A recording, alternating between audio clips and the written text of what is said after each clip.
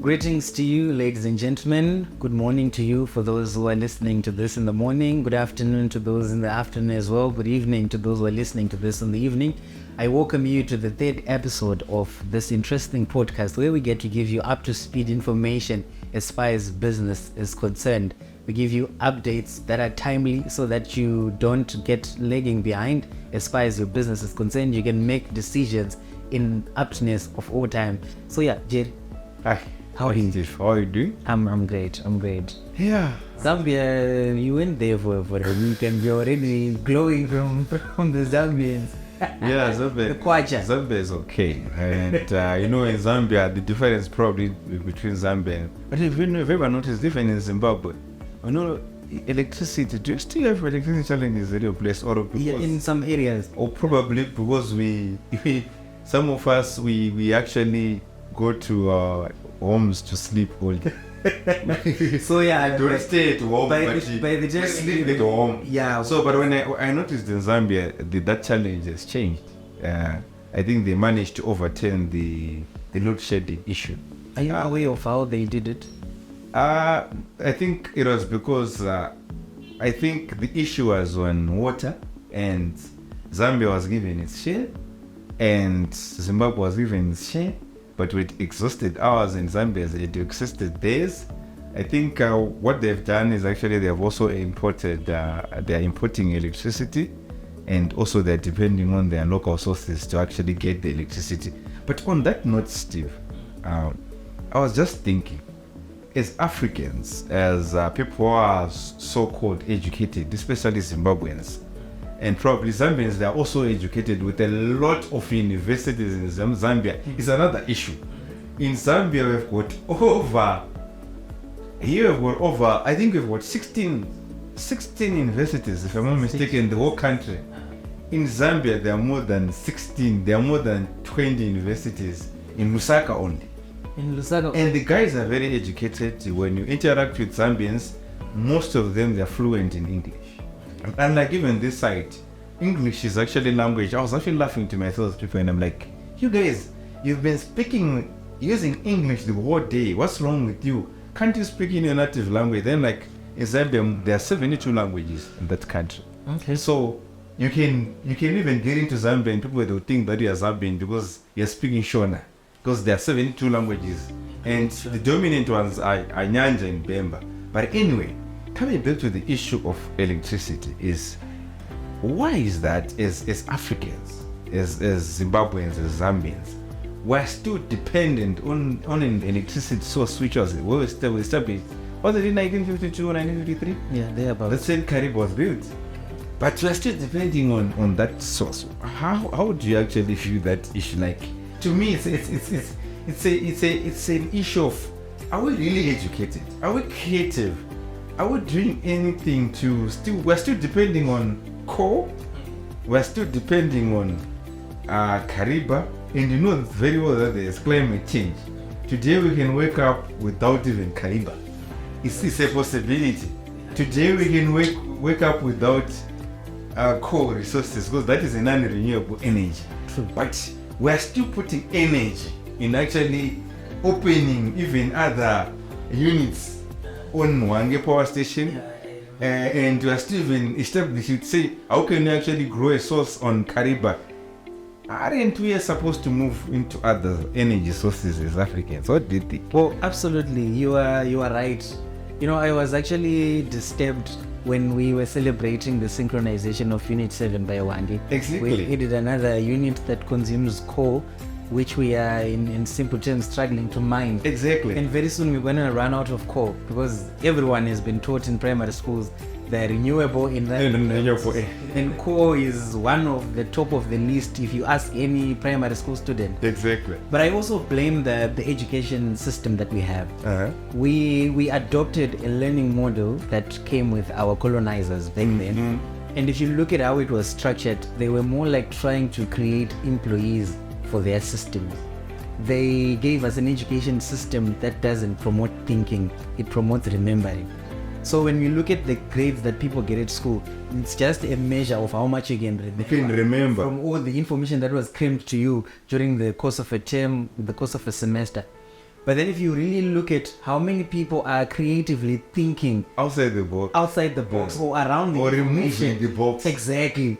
So that's the epitome of the problem that we have.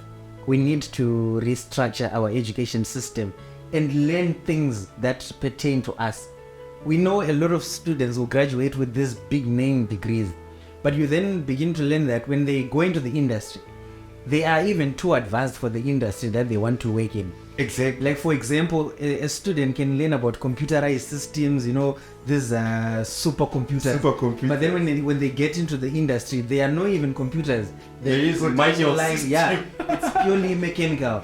That's what is happening. So I think our heavy dependence on those conventional ways of powering our homes, our industries, our businesses, we need to evolve around that. We need to evolve from that. We need to jump from those outdated ways. If you look at Europe, they actually they've started implementing nuclear power. Yeah.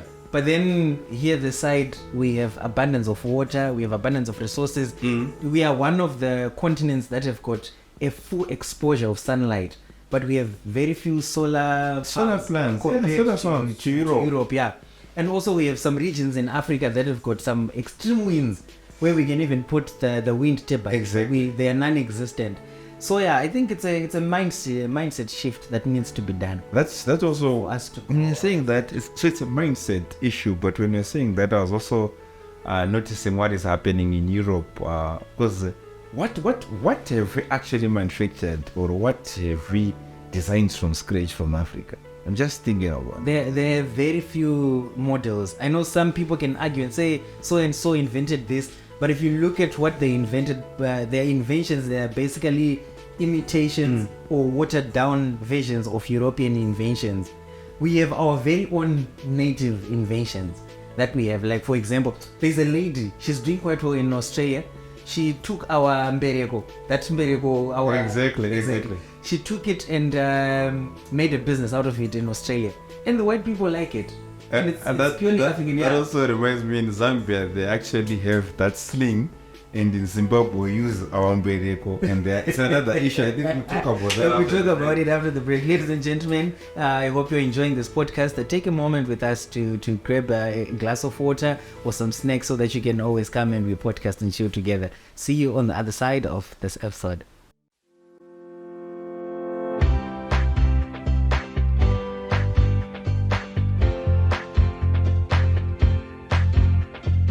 Right, welcome back, ladies and gentlemen. It's still your favorite podcast, and we had brought in an interesting topic. We're talking about the Zambian women. They've got the sling, and then here we've got the mbereko. And then very funny that you mentioned that the Zambians think when the way we carry our babies on our backs, the kid is gonna flow is full before, yeah. But I also have the same security concerns as far as the sling is concerned. I feel like you can easily drop the baby out of that sling. And it'll be like that sling will be even like you're disturbing the baby, but to them it's comfortable. So that's how different. Yeah.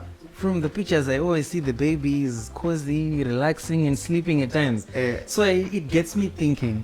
Taking from that paradox, we have the same. We want to achieve the same goal. We want to carry a baby. Some use the mbereko and some use the sling.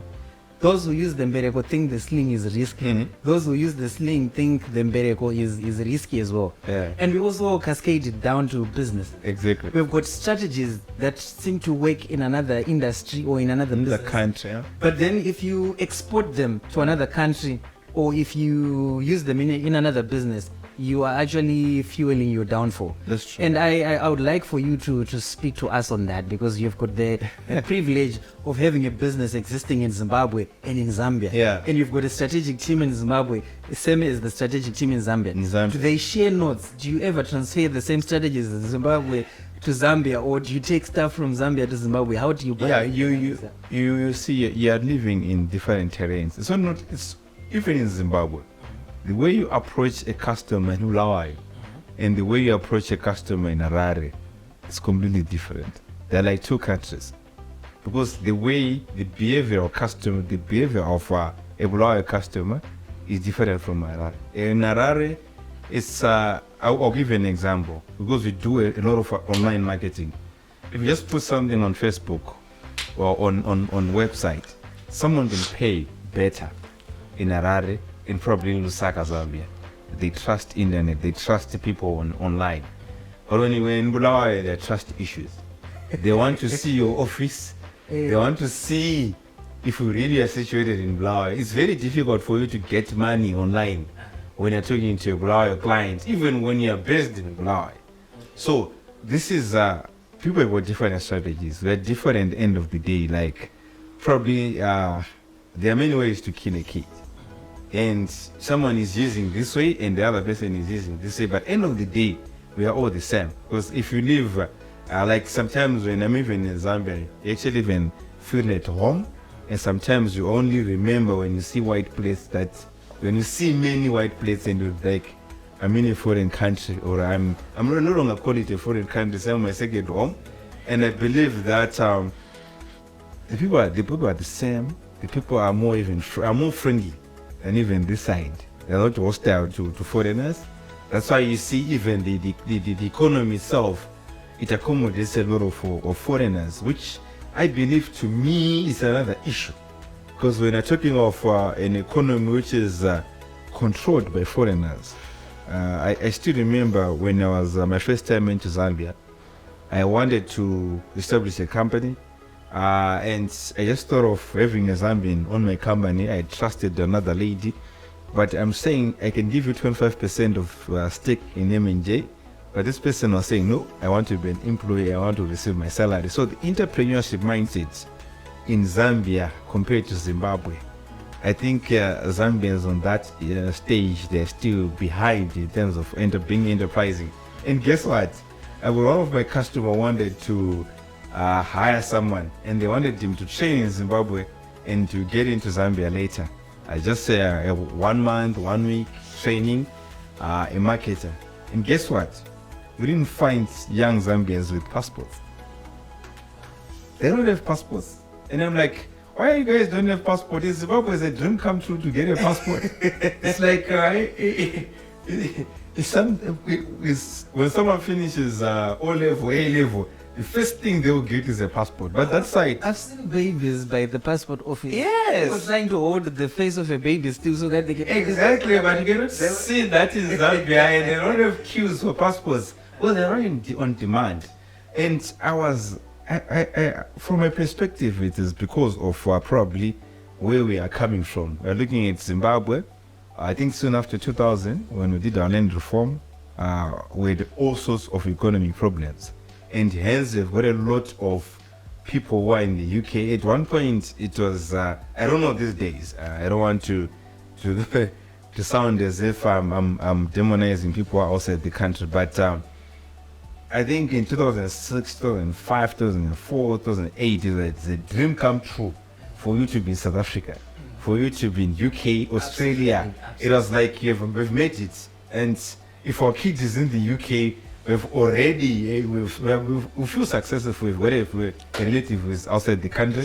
I don't know if it's still the same today, but I don't think it's... Times have changed. Times have changed. I think I still remember one of my cousins would send me $50. And it was like $50, the whole 2 months, we were sorted. 2004, 2005, thereabouts, we covered. But right now, they send us $50, we're like... Don't joke with us. To get consumed by the judge. Yeah, I think it's value of all the 2 books. Instead of and selling like a vendor, 2 books, $50, done. So, but that time we'd buy groceries, we'd even buy clothes because of $50. So, it's how maybe from your side, why do you think we're actually different from the Zambians? Because I think Zambians are not affected with these economic problems, and hence the young people, it's not a dream come true for you to be in the UK. It's not a dream come true for you to be in a foreign land. So I think that's where we actually differ. I don't know if you've got another dimension, because I saw a lot of Indians, to the extent that Indians have got their own bank. I saw a lot of Chinese, and I guess probably, I don't know other African countries, but Zambia is one of the few countries with a Bank of China. Okay. And I noticed a lot of Tanzanians we've got established businesses in Zambia. A lot of Kenyans, a lot of South African companies, talk of your big companies. I think we've got a lot of big companies in South Africa. You talk of your probably your what do you call this? Your Truworths, your ShopRite, Pick and Pay. Those are dominant brands in Zambia. Zambia's got 30 malls, but on each and every mall, you'll be lucky to see a Zambian-owned brand or a Zambian-owned company. Well, I think I've never been to Zambia. The closest I went to Zambia was a scoot train. Take me next time. Yeah. It was a scoot trip to the border. That's the closest I got to Zambia, but I wish to travel there. And you also mentioned that you at one time you wanted to register MNJ in Zambia and you were looking for a citizen of Zambia. Mm-hmm. And the lady turned down the offer of 25% equity in the company and opted to be an employee. That speaks volumes in terms of the mentality of the Zambians. So if you look at Zambia and Zimbabwe, we are not different that much. We are basically sister countries. But I think in the dismantling of the countries, both countries were dismantled at some point. But I think Zambia remained with a lot of functional services that the general populace could access, whereas Zimbabwe was really run down to the point where even basic service was a privilege. So remember, before you finish, remember in Zambia, they once went through a bad period. I remember. I think that's when we used to say, like, don't give me mapacha. If you still remember, we used to insult the Zambian currency. I was very, very young, but I still remember, if you give me something, money which doesn't, like, which doesn't have value, I would say, please don't give me my mapacha, something like that. But I think things changed. Yeah, they changed. Was changed. Yeah, they changed. I think it was during Kaunda era when things went under, and we used to laugh at Zambians or to come here. I think even if you look at our faculty, we've got a lot of Zambians that side. True. Because of our relationship between the Piris, the Bandas. There are plenty here in Zimbabwe. But you look at now where you're actually saying, you finish your point. I don't want to cut you off, but I was just correcting you to say Zambians also went through it. The same period. But they overcame probably the generation which is there didn't experience what you actually experienced. Or maybe let's say they quickly recovered. They quickly recovered. Before maybe the poverty mentality caught on to everyone else. So if you look at Zimbabwe, Zimbabweans are entrepreneurial to the point where if you try to sell to a Zimbabwean, half the time they're also selling something. Yeah. But then if you look at Zambians, they're comfortable with whatever they have. Yes. So it's very easy to start a business and grow a business in a country where there's a lot of consumerism. People who are willing to consume. But yeah. Exactly. So that's why a lot of multinational brands and other people are diving into Zambia to start businesses, because the people there, they are so comfortable and they're willing to spend. To consume, yeah. But here in Zimbabwe, we want to be doing something, to complement the salaries. That actually reminds me. Today, when I was trying to pitch to this other company, and they were pitching to me again, they're like, I think you can do exchange of service. Because everyone is selling something. Yeah, everyone is selling something. It's like if I say you this, tomorrow someone will come back and do so with this. So, like what you're saying, but yes, we went through a difficult period. I think each and every disadvantage, there's another. Where there's darkness, there's light. There's always light on it. So what are the advantages which we have over other? Because it's not Zambia, just giving Zambia as an example. Yeah. I think I was also in Botswana. It's also the same story. In Botswana, it's even worse because I think their bread is actually baked in South Africa and exported to Botswana. So they can even rely, their bakeries can even rely on South Africa. So it's worse. So it's the war of Africa. How did the transformation of probably this difficult period we are in, how did it become an advantage to us? Okay, so contrary to popular belief, there's another spokesperson or speaker who once upon mentioned that we were not ready for independence as Africa. That's what they said. And it I really think it's hit true. hard. We were not ready. We're not ready for independence. Well, I'll give you an example for Zimbabwe. Do you know that when the white farmers left the Mazoe area, Exactly. they left fields that had Oranges. that were ready to be To harvested. be harvested. But the moment we took over those farms, which already had oranges ready for harvest, we harvested nothing.